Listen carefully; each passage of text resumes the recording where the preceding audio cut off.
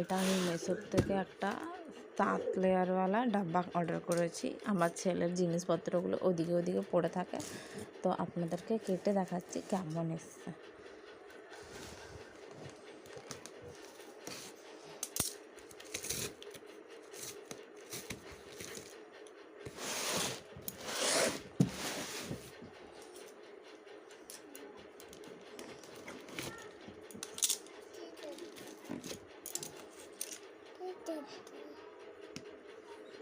আমার ছেলেও এসে গেছে, দেখো দেখতে এটা কি বলছে। দেখো ঘুম থেকে উঠেছে আর এটা কি বলছে।